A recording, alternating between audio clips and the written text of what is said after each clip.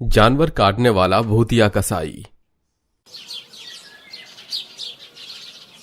किसी ने मेरी मदद नहीं करी, सब लोग मतलबी हैं, किसी में इंसानियत नाम की चीज नहीं है। मैं किसी को नहीं छोड़ूंगा। मेरी जिंदगी तबाह हो गई, अब मैं क्या करूं? मेरे जीने का कोई मकसद नहीं है। जुनैद की रोती हुई आवाज एक रहस्यमय काली रूह के कानों में पड़ती है और वो अनजान शक्ति काली रोशनी के समान उसके समक्ष आती है। तुम्हारी रोती हुई आवाज मेरे कानों में आई है। तुम्हारे साथ कुछ लोगों ने नाइंसाफी की है। क्या तुम अकेले हो? मैं बिल्कुल अकेला हूँ। मैं मर जाना चाहता हूँ। आखिर किसके लिए जीऊं? मेरे पास एक तरकीब है जिससे तुम लोगों से अपना बदला ले सकते हो। मैं तुम्हें ऐसी शक्तियां दूंगा जिसके द्वारा तुम बहुत शक्तिशाली हो जाओगे। लेकिन मेरी एक बात गांठ बांध लो, शक्ति का असर तभी रहेगा जब तुम हर रात एक जानवर को काटोगे। 24 घंटे में रात के समय भी तुम्हें यह काम करना होगा, वरना कभी भी तुम्हारी शक्ति कम हो जाएगी और तुम कमजोर हो जाओगे और खुद ब खुद भस्म हो जाओगे। ठीक है, आप मुझे वो शक्ति दे दीजिए। ऐसे नहीं दे सकता। पहले तुम्हें एक अनुष्ठान करना होगा मेरे लिए और अपनी बलि देनी होगी। उसी के बाद तुम शक्तिशाली भूतिया कसाई बन जाओगे। मैं ऐसा जरूर करूंगा। इसी के बाद जुनैद एक काली गुफा में अनुष्ठान करने लगता है जहां आसपास हड्डी पड़ी होती हैं और वो काली रहस्यमय रूह के सामने उसे अपनी बलि दे देता है, जिसके बाद वो काली रूह उसे अपनी नकारात्मक शक्ति प्रदान करती है और वो खूंखार कसाई बन जाता है। मुझ में कुछ शक्तियां आ गई हैं। अब मुझे जल्दी से बलि देनी होगी। इस गुफा के बाहर जंगल में कोई ना कोई जानवर तो मुझे मिल ही जाएगा। मैं अभी आया आका। ये कहकर उस कसाई के सामने एक हिरन आ जाता है जिसे वो अपनी शक्ति से काबू करके उस गुफा में ले आता है और उसकी बलि काली रूह को चढ़ाता है और भी ज्यादा तीव्र रोशनी में शक्तिशाली बन जाता है। ये मुझे क्या हो रहा है? आखिर मैं सबसे ज्यादा शक्तिशाली बन ही गया। अब मैं गांव वालों को नहीं छोड़ूंगा। उन गांव वालों को अपने वश में करूंगा, जानवरों का मांस खिलाऊंगा और अपना बदला लूंगा। उसी जानवर का मांस इकट्ठा करके भूतिया कसाई अगले दिन भेष बदलकर गांव में मांस बेचने चला जाता है। मीट ले लो, मीट ताजा ताजा बढ़िया मीट, सिर्फ 120 रुपए किलो में मीट ले लो। आसपास के बाजार के लोग कम दाम पर अच्छा मीट देखकर उसके पास चले आते हैं। ओहो, इतना सस्ता मीट। लगता है कोई नया भोला भाला कसाई मीट देने आया है। चलो खरीद लेते हैं, आज बढ़िया माल पकाएंगे। अरे हाँ जुगनू, आज तो मैं भी अपने घर में मटन मीट बना ही लूंगा। मेरी बीवी बच्चे खुश हो जाएंगे। सुनो, जरा हमें 1-1 किलो मीट दे दो। बेशक, लीजिए। कुछ ही देर में 4-5 लोग भूतिया कसाई का मटन खरीद कर ले आते हैं और अपने घर में पकाने के बाद उन्हें भीनी खुशबू आती है। अरे वाह, आज के इस मीट में न जाने क्या है जो इतना स्वादिष्ट लग रहा है दिखने में ही, तो खाने में कैसा होगा? बढ़िया ही होगा। चलो जल्दी से दो, पहले मैं खाऊंगा। तभी रमेश की पत्नी उसे सबसे पहले मीट देती है, जिसे खाते ही उसकी आंखें लाल हो जाती हैं और वो उठकर चला जाता है। अजी, आप कहाँ जा रहे हैं? आप कोई भी बात सुन क्यों नहीं रहे हैं? रुकिए। रमेश किसी की बात को नहीं सुन पाता। उसे रास्ते में कुछ लोग मिलते हैं और वो डायरेक्ट भूतिया कसाई के पास पहुंच जाता है, जहां उसका जानवरों का मीट खाकर जुगनू भी पहुंच जाता है और दोनों को देखते ही भूतिया कसाई उन्हें मार देता है। आखिर ले लिया तुम दोनों से बदला। ऐसे ही एक एक करके सभी गांव वालों को अपने वश में करके अपनी पत्नी का बदला लूंगा। काश तुम लोगों ने मेरी बात पहले सुन ली होती। कितना निराश था मैं उस दिन। आज मेरे पास ज्यादा मटन मीट नहीं है।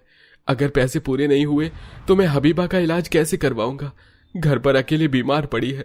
बस इस एक मुर्गे का ही पैसा मिल जाए। तभी जुनैद उसे भी काट देता है और बेचने के लिए लटका देता है, पर गलती से वो गिर जाता है और 2 कुत्ते उस चिकन को दांतों में दबाकर ले जाते हैं। जुनैद कई देर तक उसके पीछे भागता है, लेकिन कुत्ते उस चिकन को चट कर जाते हैं। जुनैद बहुत रोता है और घर जाता है, जहां हबीबा बिस्तर पर बहुत लंबी लंबी सांसें ले रही होती है। जुनैद, जुनैद, हम लगता है अब बच नहीं पाएंगे। हबीबा, हबीबा तुम्हें कुछ नहीं होगा, तुम हिम्मत रखो।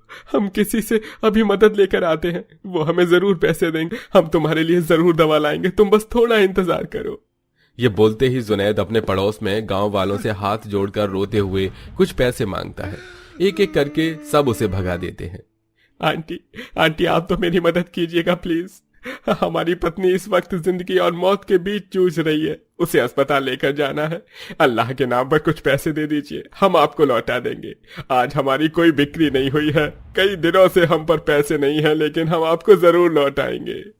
अरे जाओ जाओ, एक तो तुम दूसरे धर्म के हो, ऊपर से मीट चिकन काटते हो। जाओ जाओ, यहाँ तुम्हें कुछ नहीं मिलेगा। चाची जान आप तो हम पर यकीन करिए, हम आपको पैसे जरूर लौटाएंगे। हमारी मदद कर दीजिए। भाईजान, जुगनू भाईजान, आप तो मदद कर दीजिए। आप तो मेरे यहाँ से मीट भी खरीदते हैं ना, प्लीज।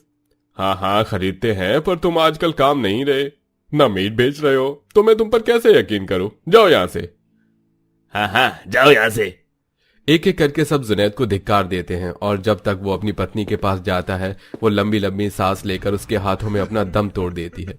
हबीबा, हबीबा, तुम चली गई हमें छोड़कर। हबीबा, अब हम किसके लिए जिएंगे, क्या करेंगे?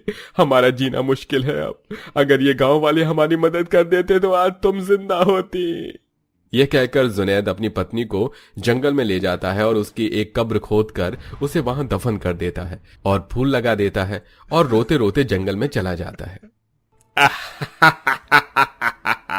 और उस दिन मुझे वो रहस्यमयी काली शक्ति से शक्तिशाली बनने का मौका मिला। अब देखो कैसे मैं तुम सब लोगों से बदला लेता हूँ और उन कुत्तों को भी जोड़ूंगा नहीं।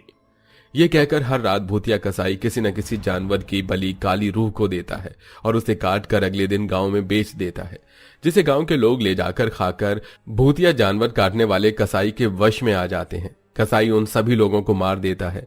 एक रात उसे वही 2 कुत्ते मिलते हैं जिन्हें वो अपनी शक्तियों में जकड़कर उसी गुफा में ले जाता है। तुम वही कुत्ते हो जिसने मेरा आखिरी मुर्गी का मांस खाया और मुझे बेचने नहीं दिया। अब तुम कुत्तों को भी मैं गांव वालों को खिला दूंगा।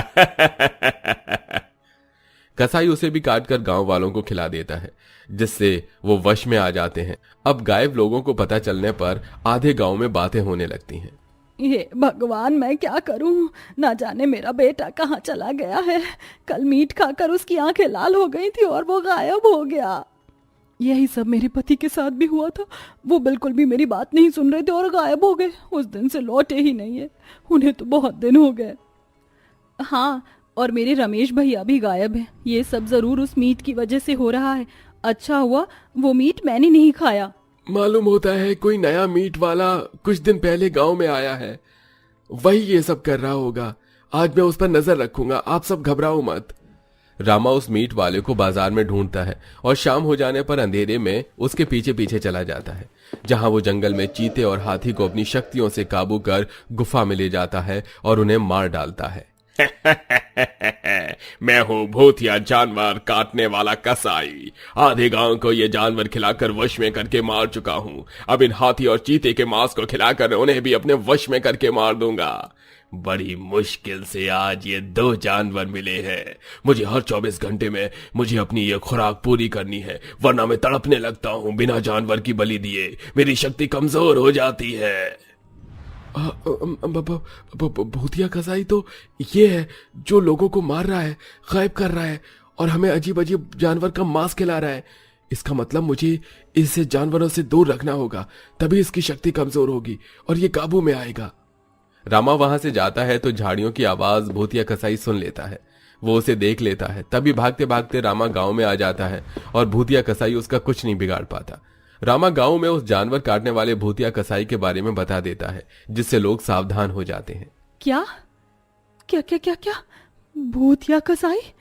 इसका मतलब हमें कल दिन में जंगल से सारे जानवरों को गायब करना होगा और अपने गांव से भी।